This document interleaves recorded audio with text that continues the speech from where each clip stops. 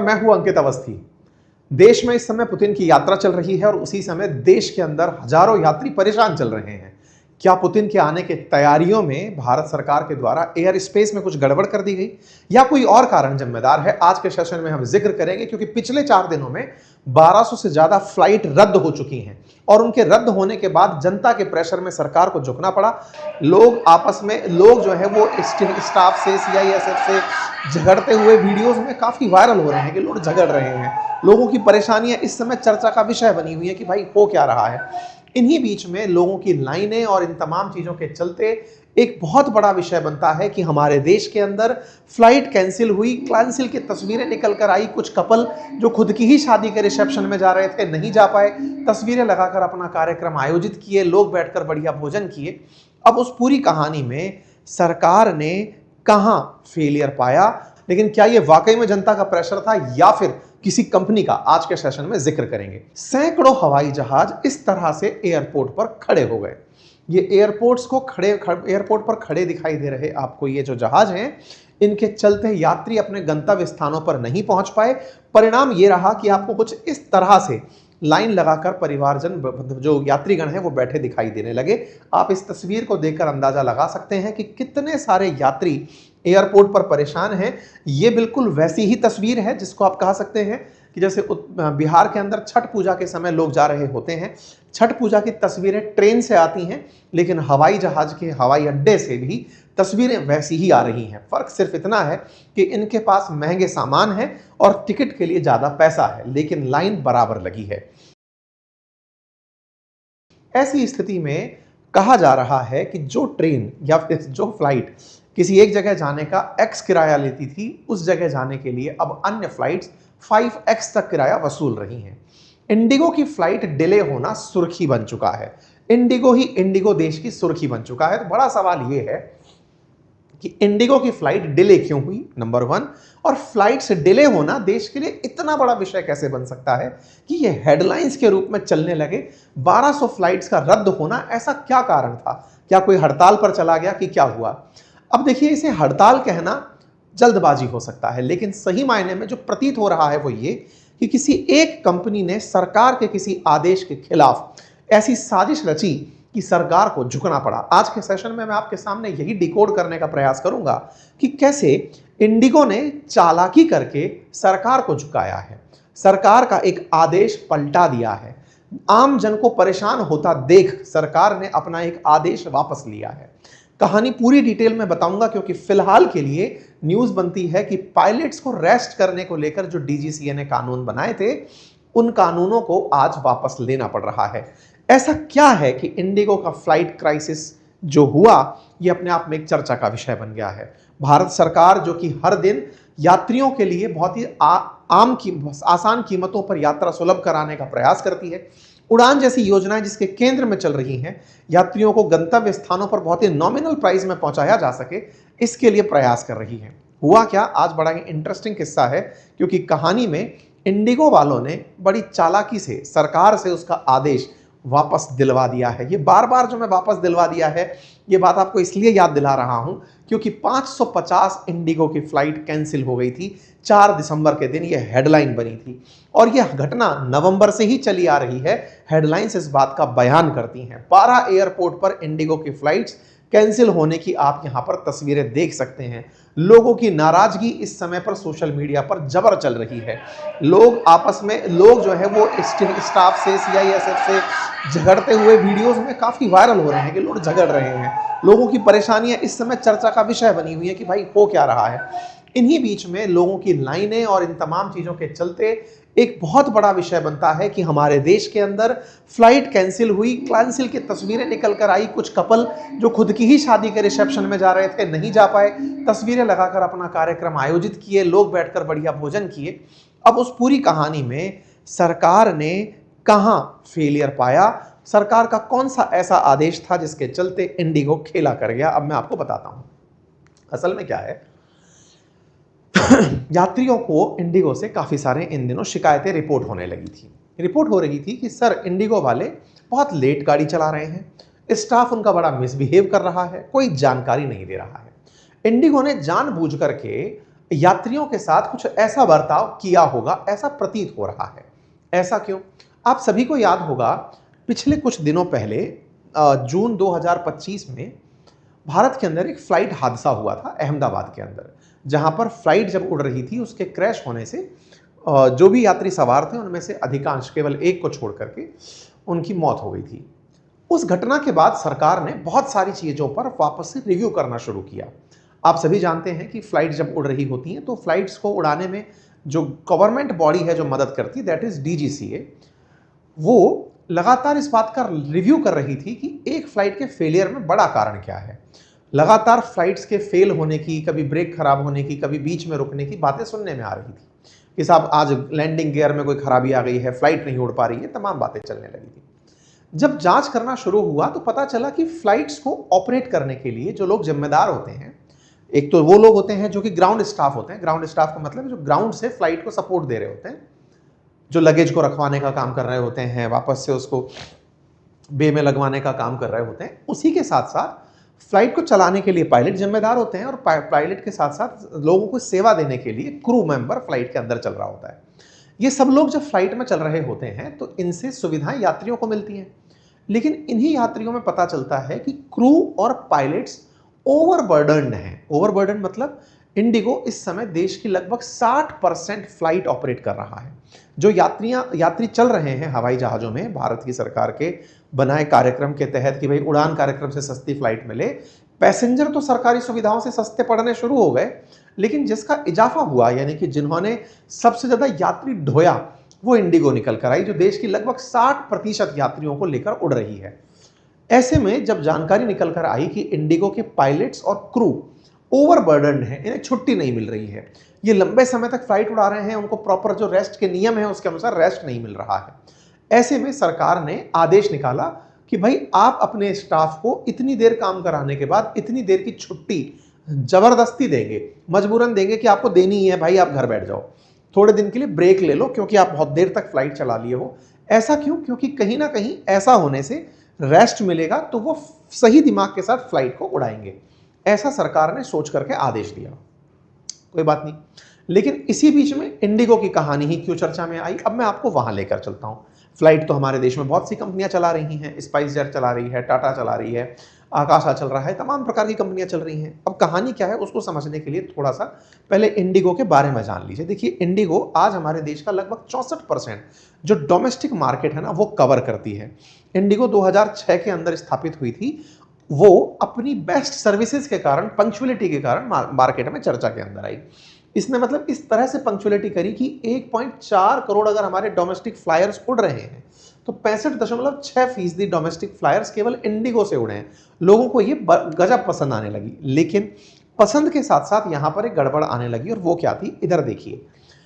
Airlines के साथ साथ जो पायलट्स की संख्या है, अगर आप उसका अनुपात देखेंगे तो चीजों को समझ पाएंगे। आकाशा एयरलाइंस में जहां 30 एयरक्राफ्ट हैं, उनके पास में 800 पायलट्स हैं, यानी कि एक फ्लाइट के ऊपर औसतन 25 से अधिक या 26 के आसपास पायलट इनके पास में प्रेजेंट है। 30 एयरक्राफ्ट हैं तो एक फ्लाइट पर लगभग 26 पायलट का स्टाफ है, वहीं पर 26-27 का पायलट का स्टाफ है। एयर इंडिया में अगर हम बात करें तो 19 पायलट का स्टाफ है एक फ्लाइट पर। एयर एआई एक्सप्रेस में अगर हम बात करें तो 17 का स्टाफ है। इसी के साथ साथ इंडिगो की अगर हम बात करें तो उसके पास पर फ्लाइट 13 का स्टाफ है, स्पाइस जेट में 11 का स्टाफ है। आप कहेंगे सर एक हवाई जहाज पर अगर इतना स्टाफ पायलट है तो ये तो बहुत ज़्यादा है। ये ज़्यादा नहीं है। असल में दिक्कत क्या है, एक हवाई जहाज एक दिन में हो सकता है 2 डेस्टिनेशन कवर कर रहा हो, 3 डेस्टिनेशन कवर कर रहा हो, 5-5 डेस्टिनेशन कवर कर रहा हो। यात्राएं तो लंबी चल रही हैं। एक फ्लाइट पूरे टाइम ऑन रखने का ही प्रयास करते हैं ऑपरेटर। अगर ये 417 फ्लाइट हैं तो ये चाहते हैं कि हम रुके ही नहीं, बस गए, सवारी उतारे, फिर बैठाए, फिर चल दिए गए, यानी कि एक ही गाड़ी मल्टीपल टाइम यूज आती रहती है। उस मल्टीपल टाइम के यूज आने में अगर एक बार में 2 पायलट भी सर्विंग में हैं, दिन में दोनों पायलट 24 घंटे काम नहीं कर सकते। अगर 8-8 घंटे की शिफ्ट भी बनी हुई है, 9-9 घंटे की शिफ्ट भी बनी हुई है, तो सेट्स ऑफ पायलट की जरूरत पड़ती है। ऐसे में सरकार ने कहा कि आपके पायलट्स ओवरबर्डन है। इन सभी से कहा जिनके पास भी पायलट्स हैं उन्हें आप रेस्ट देना शुरू करिए। रेस्ट के नाम पर 48 घंटे के अंदर उन्हें मैंडेटरी एक दिन रेस्ट का दे दीजिए, मतलब 48 घंटे का रेस्ट दीजिए अगर 7 दिन वो लगातार काम कर रहे हैं। कुछ इस तरह का सरकार ने प्रोविजन पास किया।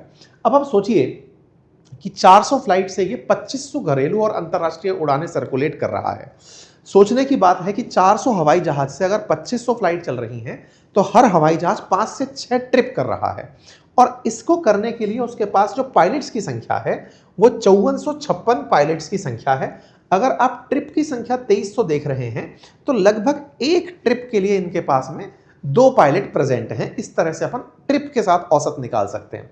वहीं क्रू की बात करें तो 10,212 क्रू मेंबर हैं और 41,000 से ज्यादा इनके पास स्थायी मेंबर हैं। अब हुआ क्या कि इनको सरकार के द्वारा लाए गए आदेशों से बड़ी दिक्कत होने लगी। दिक्कत किस बात पर हुई कि हम इतना स्टाफ कहां से लाएं, सरकार ने हमें जबरदस्ती छुट्टी देने की जो कह दिया है। इस पूरी कहानी को जब आप ध्यान से समझेंगे तो पाएंगे कि इन्होंने जानबूझकर ये चालाकी चली। कौन सी चालाकी? कि ये चाहते तो सरकारी आदेश की पालना में रिक्रूटमेंट्स पहले भी कर सकते थे।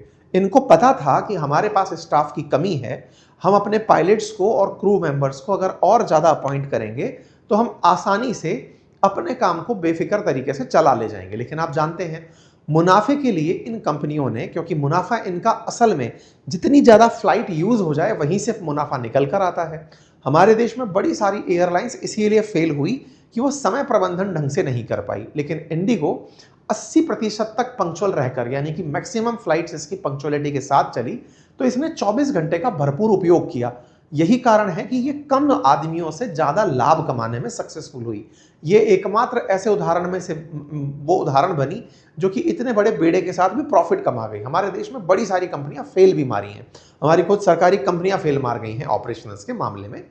ऐसे में इंडिगो ने फ्लाइट के अंदर पायलट्स की संख्या और जो क्रू मेंबर्स हैं उनकी संख्या को कम ही रखा और उन्होंने उन्हें अपॉइंटमेंट ना देकर के सरकार से लड़ने की सोचा। तरीका सिंपल था। इन्होंने कहा कि अब सरकार ने चूंकि हमारे ऊपर मैंडेटरी कर दिया है कि हमें हमारे पायलट्स को रेस्ट देना है, तो आज के दिन हमारे पायलट रेस्ट पर हैं, हम आपकी फ्लाइट को नहीं भेज पाएंगे। मतलब सोचकर देखिए, 2300 फ्लाइट चल रही हैं, उसमें से 500 कैंसिल कर दी, क्योंकि साहब सरकार कहती है कि हमारे पायलट छुट्टी पर जाने चाहिए। छुट्टी पर हमने भेज दिया, अब हमारी फ्लाइट नहीं उड़ पा रही है। क्या मतलब था? सरकारी आदेश की पालना करके इन्होंने दिखाया ये कि देखो सरकार कह रही थी हमने वो किया, लेकिन हुआ उससे कौन परेशान? यात्री परेशान हुआ। यात्री ने किसको बहुत भला बुरा कहा? सरकार को भला बुरा कहा और इंडिगो को भला बुरा कहा। इंडिगो को भला बुरा कहा तो उसका असर क्या हुआ कि 5 दिन में इंडिगो के शेयर 8.76% गिर गए, बाजार के अंदर इसकी वैल्यू गिर गई। सरकार को नुकसान क्या हुआ कि सरकार को हर आदमी ट्रोल कर दे रहा है कि आपके चलते यात्री परेशान हो रहे हैं, इतने यात्री परेशान हो रहे हैं, कैसा प्रबंधन है ये। इस बात पर विपक्ष हमलावर हो रखा है। विपक्ष का कहना यह है कि आप लोगों की कमी के चलते एक कंपनी इतना ऊपर चली गई। एक देश में जहां पर इतनी बड़ी आबादी रहती है, इतने सारे यात्री हैं, आपने केवल लेवल प्लेइंग फील्ड जो बना के रखा वो 5-7 कंपनियों के लिए बना के रखा।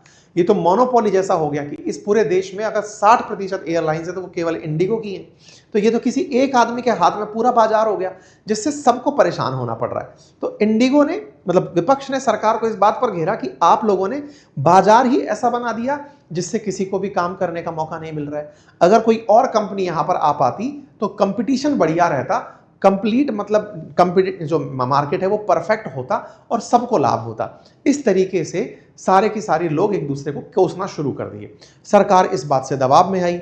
डीजीसीए के जो आदेश थे, जो कि इसमें यह कहा गया था कि पायलट्स को रेस्ट देना जरूरी है, 1 नवंबर से इनको लागू करने के लिए कहा गया था पायलट और क्रू मेंबर्स को कि रेस्ट दो। लेकिन इन भाई साहब, इन लोगों ने नवंबर में 1200 फ्लाइट कैंसिल करके छुट्टी पर भेज दिया। कहा क्या कहता सरकार ने कहा था 7 दिन काम करने के बाद 48 घंटे का रेस्ट देना जरूरी है। नाइट ड्यूटी अगर कोई कर रहा है तो पहले सुबह 5 बजे तक अगर नाइट ड्यूटी करता था तो अब वो 12 से 6 के शिफ्ट में ही नौकरी करेगा। सरकार ने अपनी तरफ से कुछ नए रूल बनाए थे। कहा था कि पायलट 6 लैंडिंग राइट में कर सकता था। पहले ऐसा होता था कि फ्लाइट अगर उड़ रही है तो नाइट को उड़ाते समय पायलट्स को 6 फ्लाइट एक हफ्ते में उतारने की इजाजत होती थी। अब सिर्फ 2 लैंडिंग की बात कर दी गई। लगातार नाइट शिफ्ट पर रोक लगा दी गई। फ्लाइट ड्यूटी पीरियड को लिमिटेड कर दिया गया। लंबी उड़ान के बाद रेस्ट को बढ़ा दिया गया। परिणाम क्या हुआ? उनको लगने लगा कि साहब हम अगर इतनी देर रेस्ट दे देंगे, वही वाली बात है ना, देश में तो लेबर सस्ता भी चाहिए और उसके साथ हमको काम भी बहुत सारा लेना है। तो इंडिगो ने क्या किया, पायलट्स का रिक्रूटमेंट और क्रू का रिक्रूटमेंट नहीं किया, अपितु फ्लाइट कैंसिल कर दी। फ्लाइट कैंसिल कर दी क्योंकि सरकार ने हमारे ऊपर ये जबरदस्ती दिया है। परिणाम क्या निकला, सरकार को अपने इस जरूरी आदेश से पीछे हटना पड़ा। सरकार ने जो फ्लाइट ड्यूटी टाइम लिमिटेशन दिया था उससे पीछे आना पड़ा। सरकार की तरफ से मंत्री साहब ने अपनी तरफ से कहा, जो रामा मोहन नायडू हैं उन्होंने, यूनियन मिनिस्टर कि साहब हमको अभी फिलहाल के लिए इस आदेश को वापस लेना होगा ताकि यात्री परेशान ना हो। अब आप सोचिए सरकार ये नियम क्यों लेकर आई थी, कारण था ताकि लोगों की जान बच सके, सुरक्षित यात्राएं हों, लोग आसानी से सस्ती फ्लाइट में सफ़र कर पाएं। सरकार बार बार इतने सारे एयरपोर्ट्स सस्ती दरों में एयरपोर्ट उपलब्ध कराने का जो प्रयास कर रही है, उसको इंडिगो ने कैसे चुनौती दी, बाजार के अंदर एकमात्र ऐसी कंपनी जिसके पास आधे से ज़्यादा मार्केट है, उसने इन चीज़ों के लिए अपॉइंटमेंट्स ही नहीं किए, या फिर अपॉइंटमेंट्स के नाम पर डिले दिखा दिया कि सर मिल नहीं रहा है, सरकार को नियम वापस लेने पड़े। अब सरकार क्या करेगी, ये तो सरकार की इंसल्ट हो गई, सरकार अब इंडिगो के साथ टक्कर में चली जाएगी। ऐसे में सरकार ने अब आदेश दे दिए हैं। क्या कहा गया है, पहले आप हमें बताएंगे कि क्रू और ट्रेनिंग का आपके पास रोड मैप क्या है, साथ ही साथ आप किस तरह से हमारे नियमों की पालना करेंगे ये आप हमें बताएंगे, और अव्यवस्था को सुधारने के लिए क्या प्लान बनाया है, और हर 15 दिन में आप हमें प्रोग्रेस रिपोर्ट भेजेंगे। इंडिगो ने अपनी आपकी इस जीत को सेलिब्रेट किया, कहा कि साहब हम 2 दिनों से परेशान चल रहे थे, कस्टमर से हम माफ़ी चाहते हैं। ऐसा कहते हुए इंडिगो ने अपोलॉजी दे दी। देखिए ये घटना हो सकता है बहुत सारे आप में से व्यूअर्स को प्रभावित भी ना करे, क्योंकि आप में से कुछ लोग कहेंगे मेरी फ्लाइट थोड़ी छूटी थी, या फिर आप में से कुछ लोग ये भी कह सकते हैं कि ठीक है सरकार का मामला है, या हम तो फ्लाइट में चलते ही नहीं है, तमाम बातें हो सकती हैं। लेकिन यहाँ पर एक बहुत यथार्थ प्रश्न बचा रह जाता है, वो प्रश्न ये है, सरकार को झुकना पड़ा, सरकार कोई सी भी हो, लेकिन सरकार जब कंपनियों के आगे झुकने लगती है तो ये कैपिटलिस्टिक अप्रोच होती है, और जब सरकारें फैसले बदलने लगती हैं, चाहे दबाव में हो या किसी प्रभाव में हो, तो ये क्रॉनिक कैपिटलिज्म की तरफ चला जाता है। आज इंडिगो ने जो किया, ऐसे हमारे देश के अंदर टेलीकॉम ऑपरेटर के अंदर किसी दिन अंबानी नाराज हो जाए सरकार के नियमों से जो उसने इतना ज़्यादा मार्केट पकड़ लिया है, या एयरटेल नाराज हो जाए, दोनों मिलकर के पूरे देश को कंट्रोल कर लें। सरकार को आवश्यकता है ऐसे नमूनों से ये समझने के लिए कि अब हमारे देश पर राज करने के लिए ब्रिटेन से चलकर ईस्ट इंडिया कंपनी नहीं आएगी। हमारी ही कंपनियां जब इतनी बड़ी हो जाएंगी कि हम उन पर कुछ कहने की स्थिति में नहीं रहेंगे, जनता ने चुनी जो सरकार है वो अपने आदेश बदलने लगेंगी, तो ये आवश्यकता है सरकार के लिए, ये अलार्म है समझने का कि उन्हें मार्केट में और लोगों को भी आसानी से आने देने का मौका देना होगा। नियमों में इस तरह की तब्दीलियां लानी होंगी कि बाजार में हो सकता है जैसे राजस्थान के अंदर कोई एक पर्टिकुलर ऑपरेटर हो, उसको परमिशन दी जाए कि तुम इस क्षेत्र की फ्लाइटें रन करोगे। इस तरह से सब तरह के अपने अपने क्षेत्र दे दिए जाएं, छोटे छोटे लेवल पर। जिस तरह से आज इंटरनेट के अंदर लोकल इंटरनेट प्रोवाइडर्स उपलब्ध हैं, बिल्कुल वैसे ही सर्विसेज के अंदर डेटा प्रोवाइडर्स उपलब्ध होने चाहिए। सरकार को सोचना होगा, एक देश एक नियम चले, ये एक कर चले, ये समझ में आता है, लेकिन एक देश में एक ही प्लेयर चले, उपलब्ध सब संसाधन उपलब्ध कराने वाला एक ही आदमी चले, ये उचित नहीं होगा। ये सरकार के लिए अपने आप में एक बड़ा लेसन है। बाकी आप लोग इस विषय को कैसे देखते हैं जरूर कमेंट बॉक्स में बताइएगा। चैनल पर नए हैं तो सब्सक्राइब कर लीजिए। आपका समय शुभ हो। बहुत बहुत धन्यवाद।